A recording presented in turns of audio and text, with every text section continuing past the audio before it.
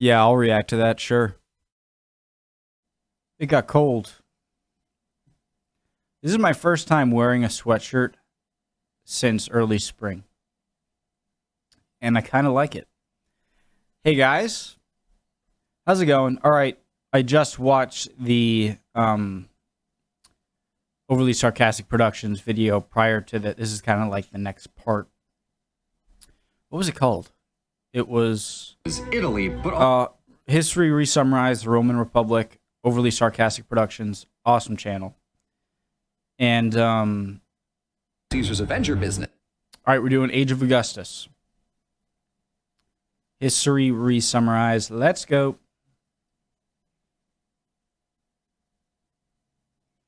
I just had lunch. Sorry if I have like sauce on my face or something.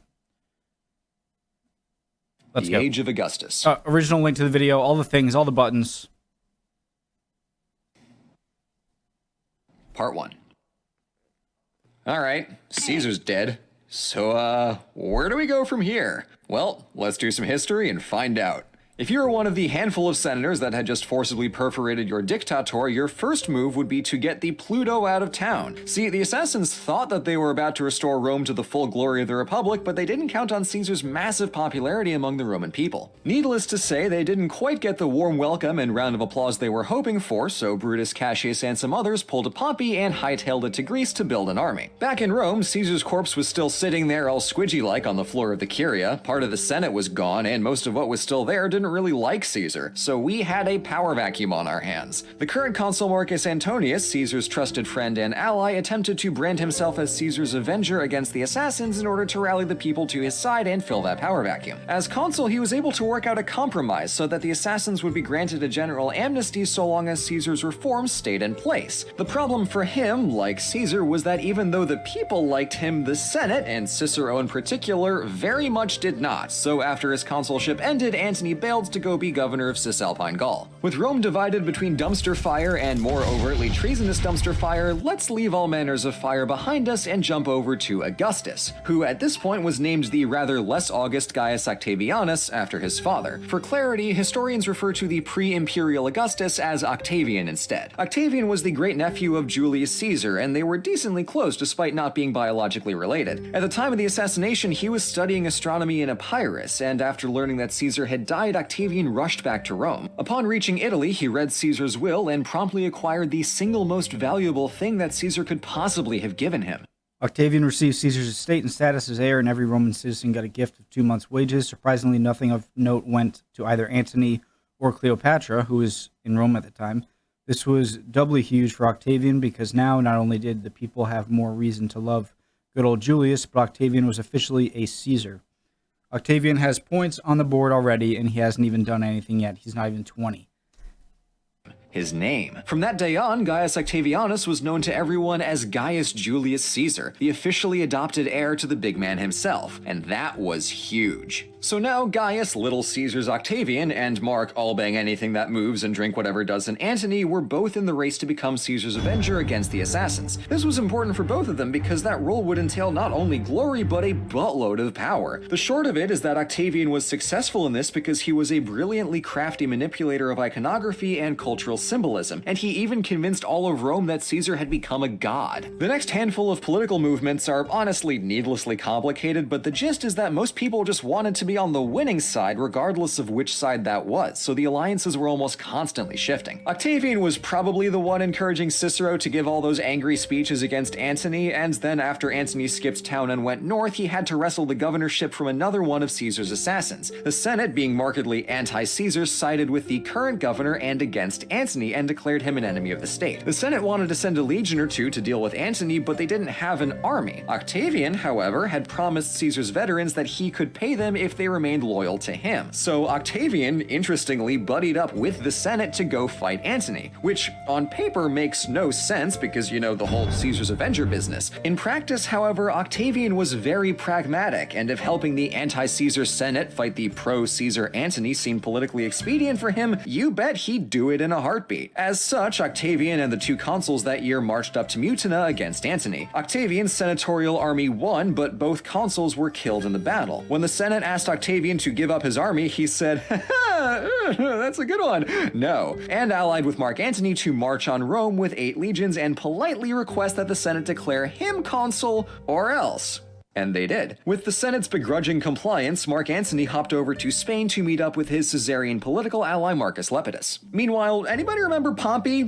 First triumvirate, fought a civil war with Caesar, decapitated on an Egyptian beach? Yeah, that guy. Yep. So the Senate granted Pompey's son Sextus command of the Republic's entire navy and Sicily to use as a base. Also, Brutus and Cassius were happily serving as governors of Macedonia and Syria, respectively, just doing their thing, having fun, building up their armies, all that jazz. The Senate got a really great deal out of that amnesty agreement. Following the misunderstanding up at Mutina, Octavian buddied up with Mark Antony and his friend Lepidus to form the Triumviri Republicae Constituendae, in English the triumvirate for the reconstitution of the Republic, and in smaller words, the 3 guys for making Rome not have a civil war again team. Unlike the first triumvirate, which was an informal political alliance between Pompey, Crassus, and Caesar, the second triumvirate, created by plebiscite, was a legally recognized entity that gave each triumvir full dictatorial power, so everything they said or did was law. Now, what exactly reconstituting the Republic meant was up for debate, but as far as the triumvirate was concerned, the most important matter was taking care of Brutus and Cassius in the east, and financing the armies necessary for that would have been quite expensive. The Senate would likely have disagreed with this because, in their eyes, the formation of the triumvirate was nothing more than the plebeian assembly handing over Rome to a few Caesarinos playing dictator. So the triumvirate had to contend not only with the remote threat of the assassins, but also with local hostility in the Senate. To solve this conundrum, they split the difference and killed all of them. The triumvirate pulled a page out of Sulla's book and drafted up a hit list of Rome's enemies, which conveniently contained about 300 wealthy anti-Caesarian senators and some 2,000 landowners in Rome. The kicker is that everyone's funds were confiscated when they were killed, so the triumvirate conveniently accumulated insane amounts of money in the process of killing off all their political enemies. The prescription started with that initial 2,000 some odd people, but rapidly ballooned to double that. They gutted over a third of the Senate. This was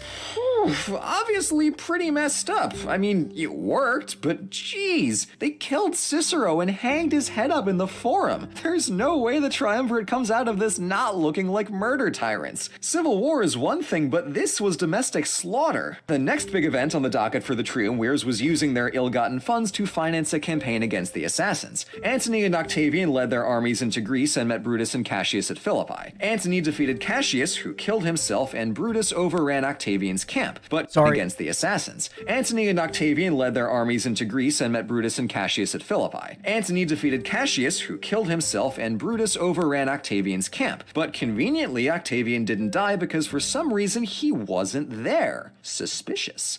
After that, Antony came back to Octavian's camp and defeated Brutus, who then killed himself. So the triumvirs win, but Antony did all of the hard work, and also Octavian had maybe possibly bailed from the battle altogether. Forget the prescriptions. In the eyes of the Romans, Philippi was the biggest disgrace in Octavian's career, and you can see him trying to make up for it by representing himself through calculated military imagery for decades after the fact.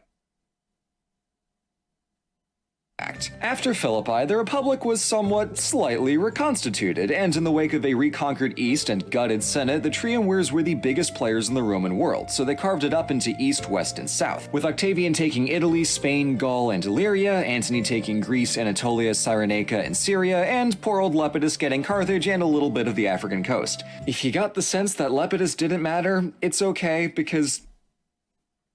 I didn't say it. You are correct. He did not. Oh, poor Lepidus. On paper, things were peaceful and stable, but late Republican Rome being late Republican Rome... I was wondering why he had this sort of, am I in this sort of look? Whereas Octavian and Antony have that looking straightforward ideas in their head. Rome, it really wasn't. I mean, two people, each controlling a third, half of the Roman world, each of whom was looking to follow Caesar's example of unilaterally ruling Rome. That's fine, right?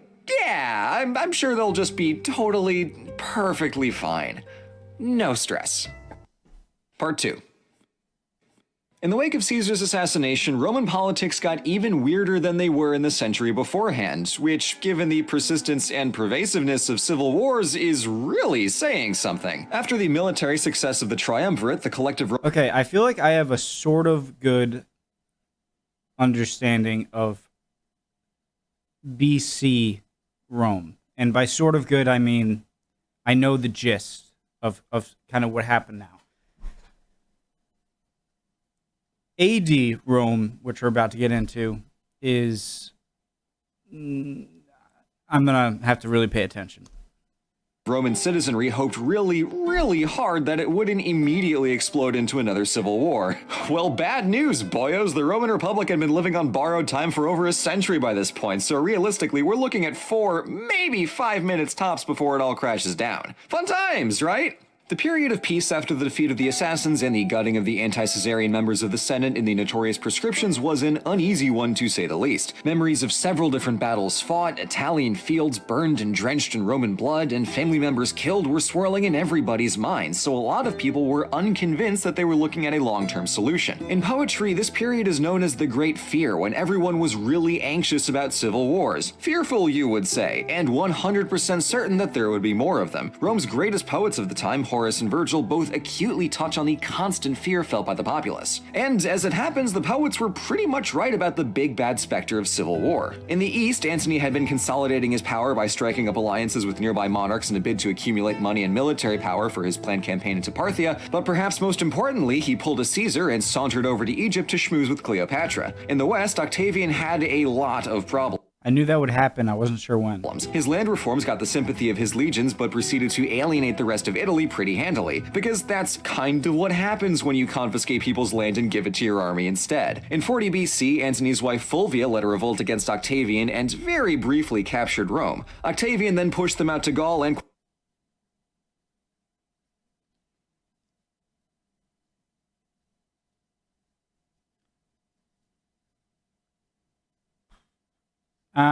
this picture is messed up.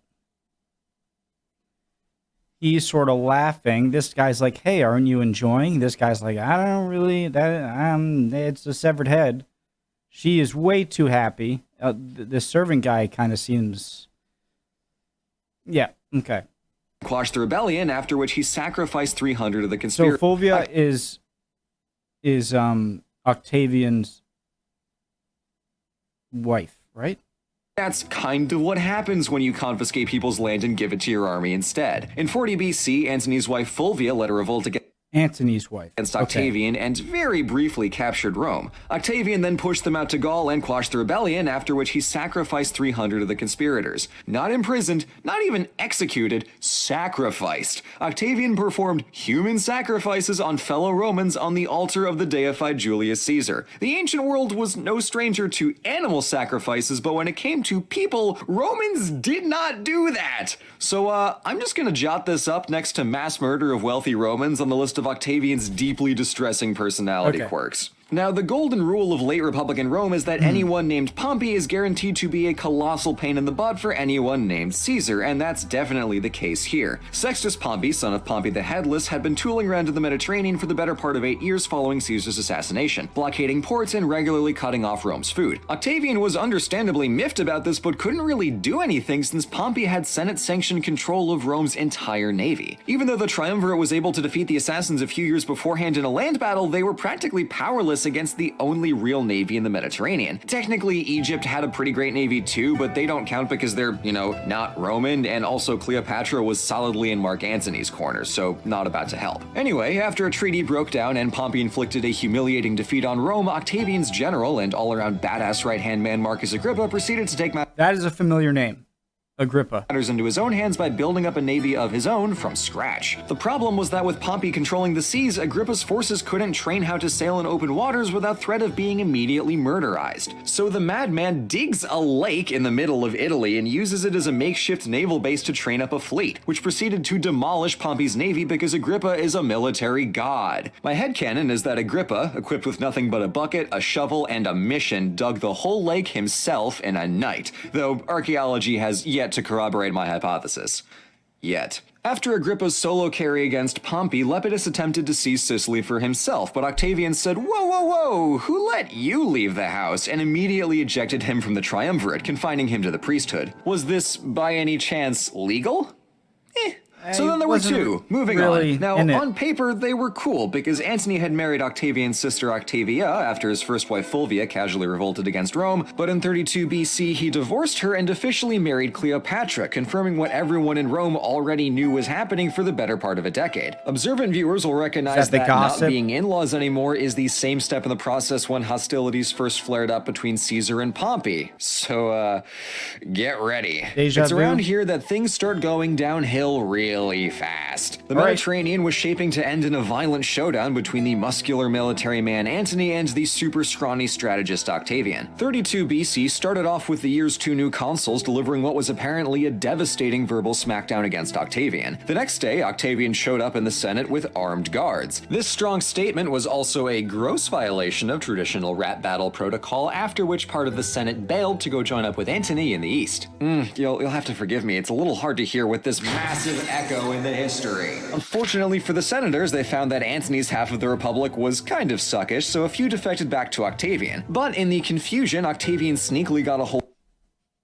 Hold on, it sucks over here. I'm going back. Kind of suckish, so a few defected back to Octavian. But in the confusion, Octavian sneakily got a hold of Antony's will, which, among other things, included the neat little fact that Antony wanted to be buried in Egypt with Cleopatra, and he bequeathed entire Roman provinces to his children with her. Not only was this distinctly kingly behavior on his part, it was kingly behavior in service to a foreign state at Rome's direct expense. Octavian, of course, pounced on this like a cat on an expensive-looking vase and waged an intense propaganda war against Antony, branding him as having been bewitched by scary foreigner Cleopatra and forgetting how to be properly Roman. Octavian, by contrast, painted himself as the pinnacle of Romanness, as his family heritage traced back to the epic hero Aeneas and the settlement of Rome itself. You know, insofar as anyone could trace anything when it came to ancient genealogy. Coincidentally, just as soon as Antony's will was exposed, Octavian also began construction of a giant mausoleum right on the banks of the Tiber River in Rome.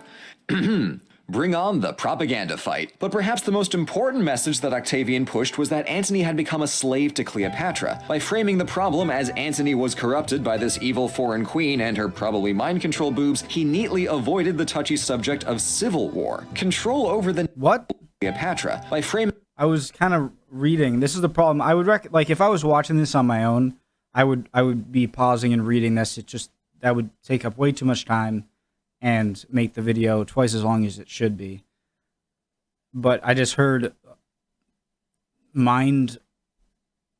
the problem as Antony was corrupted by this evil foreign queen and her probably mind control boobs, he neatly avoided the touchy subject of civil war. Control over the narrative was key, and Octavian had it. When he entered into war with Antony in 32, all of Rome was convinced that the prime antagonist was Cleopatra, and didn't think that Octavian was making a power play to seize the whole republic for himself. But no time to worry about the complex political implications of large-scale conflict, because off to war we go! And here, Octavian's controversial land redistribution scheme from a decade earlier paid dividends now that he was able to take the loyalty of several entire legions to the bank. Once again, Agrippa, my boy, comes in clutch. First, he prevented Antony from sailing from his base in Greece to Italy, which would have been a very bad time for Octavian and friends because Rome was not a long march away. After that, Antony and Cleopatra's armies set up camp at Actium in northwest Greece, with his supply chain running down to the Isthmus of Corinth and through to Egypt. Agrippa, because awesome is his middle name, proceeded to intercept and cut off Antony's supplies at Corinth and then blockaded him in at the Bay of Actium, forcing a battle. While dozens, if not hundreds of poems have been written to commemorate Actium, I'm not sure there has ever been a bigger anticlimax in all of Roman history. Cannae? Heartbreak. Zama? Drama. Everything Caesar did in Gaul? Mwah! Tactical brilliance. Actium? Meh. For how consequential of a battle. I've learned about the others. I haven't learned about, what is it, Zama? Heartbreak. Zama? Yeah. Drama. Everything Caesar did in Gaul? Mwah! Tactical brilliance. Actium? Meh.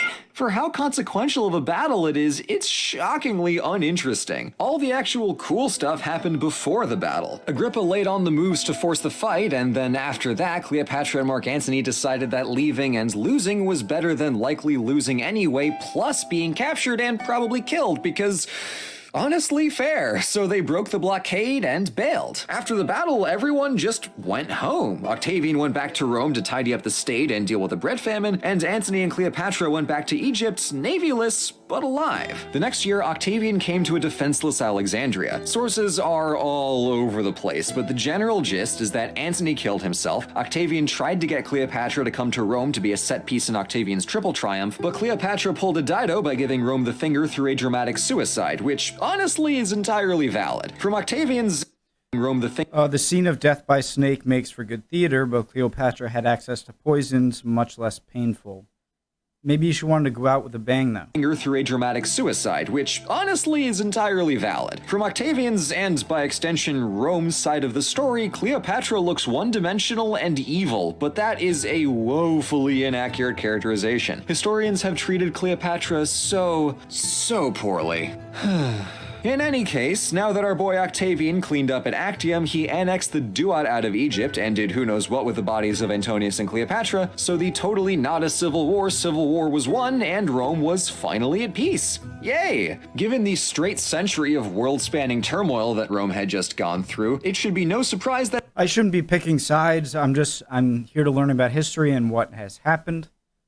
It's hard to pick a team or it seems pointless to pick a team when you know the outcome, or everyone knows, or historians know the outcome.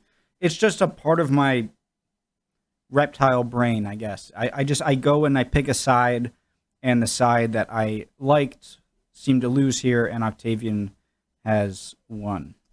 That people were really glad about this. In the years that followed, Octavian consolidated his power under the guise of restoring the Republic, even though most people knew and honestly didn't care because they were either just glad the wars were over or were among the 2/3 of the Senate that Octavian himself installed. Also, to mark his new position, he changed his name to Augustus, meaning the increased one, or majestic. He almost changed it to Romulus, presumably just to mess with historians, so let's be glad. So Octavian is Augustus? I was waiting to see where Augustus comes in here. This is the guy that the month of August is named after. This guy. It couldn't be Antinous or Marcustus. I don't know. Just He didn't. And that's the near immediate collapse of the triumvirate and the final war of the Roman Republic. Bottom line is that while Mark Antony was a very dangerous adversary who could have won had he paid more attention to his wits instead of his wife's, let's say, eyes, Octavian had the board tilted in his favor from day one. Not only was Octavian a superior strategist, but he had an exquisite team, finding by far the best general of the day in badass extraordinaire Marcus Agrippa, and winning a crucial propaganda war thanks to his friend Maecenas, Rome's biggest patron of poetry and the arts. As underhanded and downright brutal as some of his tactics were, Octavian's victory reassembled Rome into one piece, and critically demonstrated that perhaps the only way to keep it in one piece was to have one man in charge. And after coming this far, there was no way Augustus would let it be anyone else. Part 3.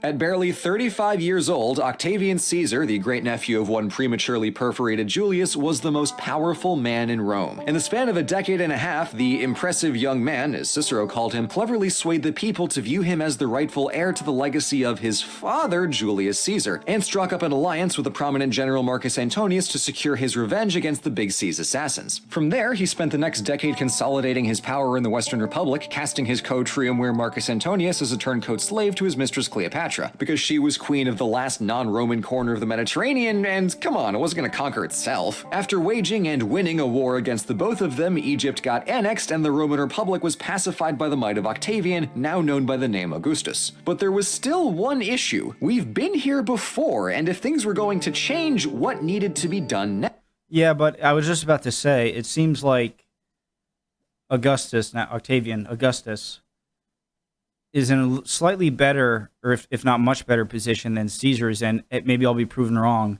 but it seems like he has more of the Senate now on his side, and he conquered, he pushed Cleopatra, or he defeated Cleopatra and Mark Antony's army. So it seems like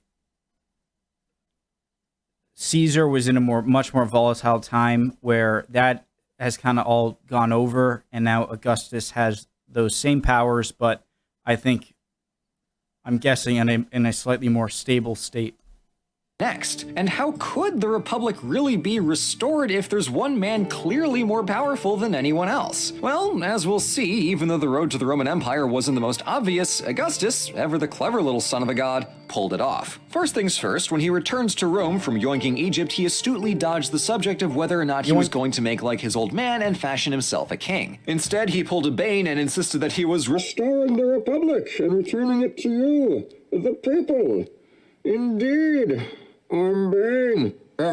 Anyway, and since Augustus had already offed the other two triumvirs, he ditched the now awkward title and resigned most of his official power. But he did stay on as consul and remained the effective governor of Egypt, Spain, Gaul, Syria, and Illyria. So he had insane funds, lots of territory, and most of Rome's legions in his pocket. And that would make for some large pockets. It's like Pokemon, but instead it's just lots of humans, land, and coins in a giant burlap sack. He also took on... It's like Pokemon, except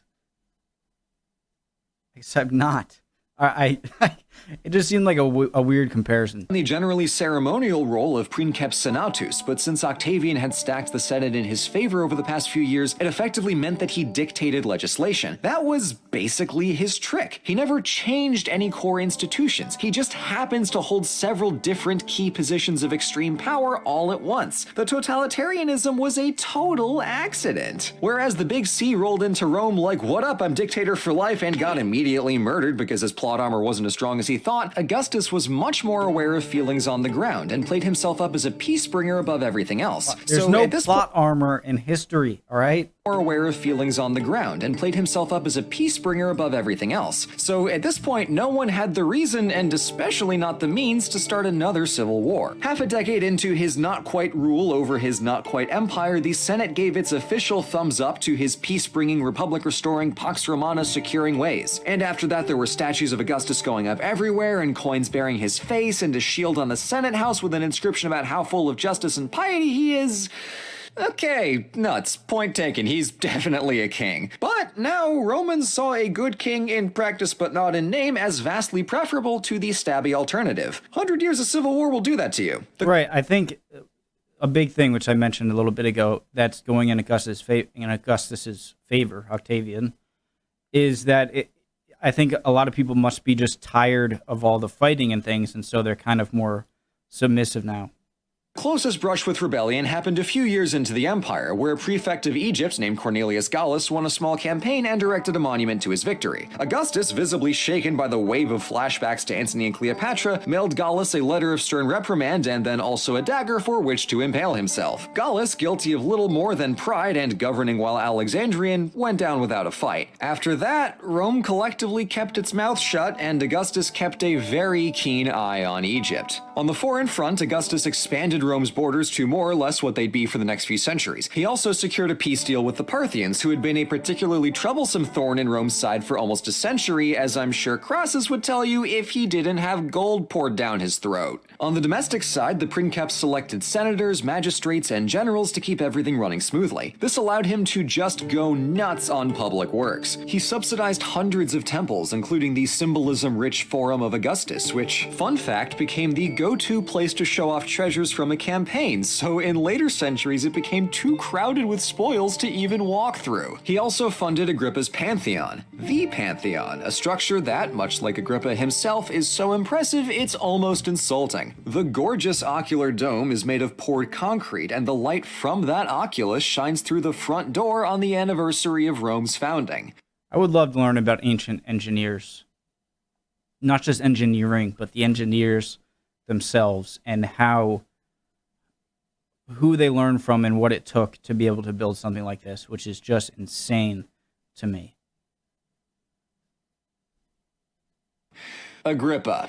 Dude, I get that you're cooler than all of us, but you don't have to rub our faces in it all the time. Come on! On the literary front, Augustus had his poets working in high gear to crank out some of Rome's best literature. Given what came before, that was a low bar to clear, but this new stuff was pretty sweet. It probably goes without saying that the most famous Augustan-era work is Virgil's Aeneid, a masterful epic poem glorifying Rome's ancient Trojan history. And while Virgil slides in a non-negligible number of digs at his boss, the Aeneid was still a key component establishment of the so-called Augustan program in the arts, literature, and architecture. The celebration of just how dang glorious Rome was and the coolness of Augustus for making Rome its best self. The saying, Augustus found Rome a city of bricks and left it a city of marble, isn't strictly true, but it's no secret that Rome was a cultural backwater in Caesar's day compared to, say, Alexandria, and Augustus did a lot to make Rome a place that didn't entirely suck to actually live in. However, it wasn't all smiles in Augustan Rome, as the poet Ovid needs to be absolutely certain you are aware. The short of it is that Augustus tried to impose new laws on marriage, so our boy Ovid decided to write a giant poem about where and how to seduce any man or woman in Rome. As it happens, the how often involved seducing the maid first, which I don't quite follow, but Rome was a different place, so who knows,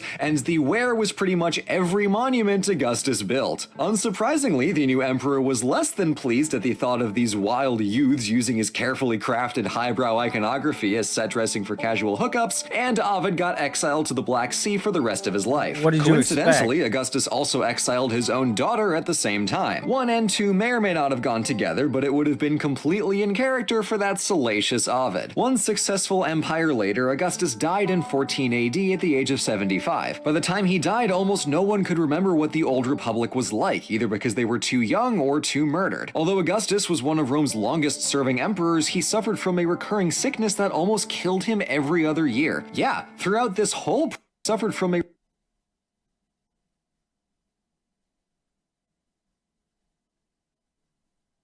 recurring sickness that almost killed him every other year. Yeah, throughout this whole process, not only did he have to contend with Brutus, Cassius, and Antony trying to kill him, he also had to, not die to RNG. And speaking of dying, his RNG. heirs weren't quite so lucky. See, being emperor and all, Augustus who was wanted to emperor choose a after? successor, so he groomed his nephew Marcellus to become emperor, but then he died. Oh well, that's Roman medicine for you. So then he started preparing his stepson Drusus, and nope, he's dead too. Okay, how about his 2 grandkids Gaius and Lucius? And are you kidding me? So with options A through D exhausted, succession went to his wife Livia's first son Tiberius. With the benefit of hindsight, a terrible choice, but options were slim, so what'll you do? Well, historians have written about Augustus up and down the timeline. He made their jobs a bit easier by writing not quite an autobiography, but a pretty thorough resume. Upon I was nodding because, hindsight's 2020. What can you do? I don't know anything about Tiberius. his death, he published the Res Gestae Divi Augusti, basically the awesome stuff I did. Some of it is embellished, some of it is straight up lies, but it shows what he thinks mattered most about himself, and it was the stability he brought to Rome. Between the senator murdering and the human sacrificing, it's fair to say that Augustus is a little problematic, and the moderate amount of deception underpinning his entire career is also a bit distressing, but the Romans weren't about to argue with results. Through a long career of carefully strategized political maneuvering, military operations, and cultural production, Augustus laid the groundwork for over 1,000 more years of Rome, and that's a feat. His ascent to power was far from guaranteed, but this 19-year-old kid outplayed all of Rome, and one metric history summarized later, this kid was a 75-year-old man who is now also dead. So, with the age of Augustus finished, onward to empire. Thank you so much for watching. Okay, so I don't know. I just got a sort of bad feel of Octavian. He seemed to just kind of switch sides, but I might be faulting him for something that Caesar did as well. It's just I think that Caesar had proven much more so his military capability than Augustus did, and I think that in Augustus's situation, after all of the decades of civil war and, Caesar marching on Rome, becoming dictator, and him being assassinated, I just think that it is much easier to argue that Caesar could have done what Augustus did if you switch the roles. I think it was easier to perform Augustus's role than Caesar's role. All right. And maybe I'm wrong. I'm not well learned still. I'm learning more and more, and I love doing it. But I just think a lot of it was a factor of when he was born and what he had to deal with. Nothing to take away, honestly, obviously from what Rome looked like after his reign compared to before. And something Overly Sarcastic Productions, the narrator said that resonated is people after Augustus could not have imagined what Rome was like before him. And so he's got to be one of the most important figures, him, Caesar, in Roman history. But I want to learn more about what happens after this, and I will do so. All right? Awesome video. Great channel. See you guys next time.